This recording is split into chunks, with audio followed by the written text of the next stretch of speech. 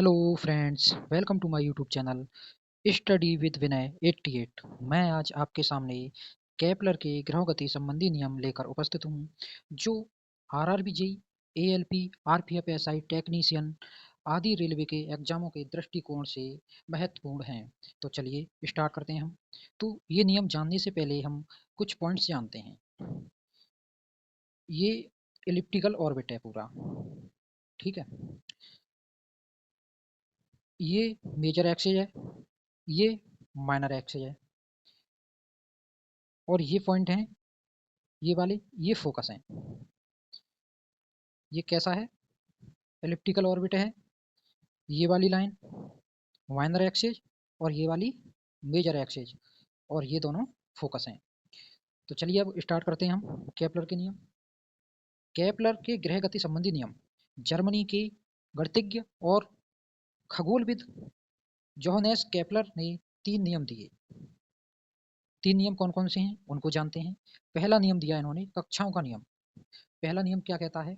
सभी ग्रह सूर्य के चारों ओर दीर्घ वृत्ताकार कक्षाओं में परिक्रमण करते हैं तथा सूर्य एक फोकस पर स्थित रहता है। इसे हम समझते हैं। ये सूर्य है, रेड वाला, ये फोकस है और ये भी फोकस है। इसमें इलिप्टिकल जो ऑर्बिट है, इसमें 2 फोकस होते हैं। सूर्य यहाँ भी हो सकता है और सूर्य यहाँ भी हो सकता है। और ये कोई ग्रह है, ये वाला कोई ग्रह है। तो सूर्य एक फोकस पर स्थित रहता है, चाहे यहाँ चाहे यहाँ। तो हमने सूर्य को इस वाले फोकस पर स्थित कर दिया। अब ये ग्रह इसके चारों ओर चक्कर लगाता है इस तरीके से। कैसी कक्षा है ये? दीर्घ वृत्ताकार कक्षा है। यही बताया गया है इस नियम में। सभी ग्रह सूर्य के चारों ओर दीर्घ वृत्ताकार कक्षाओं में परिक्रमण करते हैं तथा सूर्य एक फोकस पर स्थित रहता है। तो आप समझ पाए होंगे।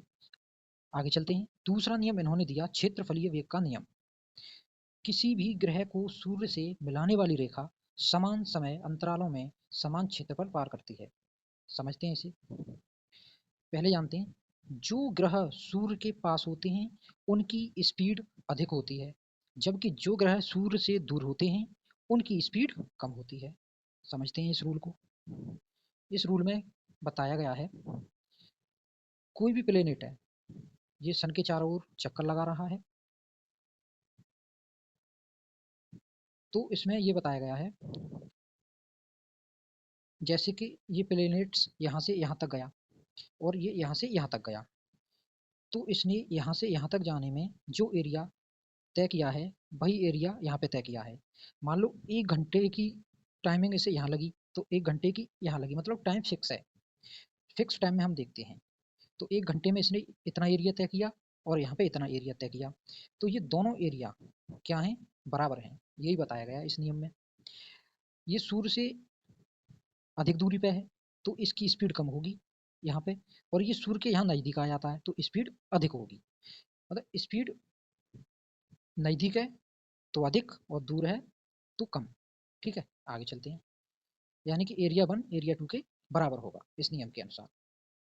तीसरा नियम, किसी ग्रह की आवर्तावधि का वर्ग उसकी अर्ध दीर्घ अक्ष के घन के समानुपाती होता है। इसको समझते हैं हम। ये दीर्घ अक्ष है, मेजर एक्सिस, ये पूरा, और यहाँ से यहाँ तक आधा है तो इसे क्या कहेंगे? अर्ध दीर्घ अक्ष। इसकी दूरी है r। कोई ग्रह इस सूर्य का एक पूरा चक्कर जितने समय में लगाता है उसे आवर्तकाल कहते हैं। तो इस आवर्तकाल का वर्ग इस अर्ध दीर्घ अक्ष के क्यूब के समानुपाती होता है। आवर्तकाल का वर्ग प्रोपोर्शनल टू जो दीर्घ अक्ष है उसकी दूरी है उसके क्यूब के बराबर होता है। अब इसे समझते हैं थोड़ा और। मान लीजिए हमने जुपिटर लिया, ये जुपिटर है, ये सन है, इसके बीच की दूरी 5.2 AU है और इसे पूरा चक्कर लगाने में 11.8 ईयर्स लगते हैं। तो इस टाइम का वर्ग, इस टाइम का ये वर्ग और ये दूरी है, इस टाइम का वर्ग और दूरी है, दूरी टाइम का वर्ग, ये दूरी है, इसके क्यू के बराबर है। यही इस नियम में बताया गया। तो मैं आशा करता हूँ आप ये नियम भली भांति समझ पाए होंगे। दोस्तों, आप वीडियो को लाइक कर दें, चैनल को सब्सक्राइब कर दें, अपने दोस्तों के साथ शेयर कर दें। Thank you.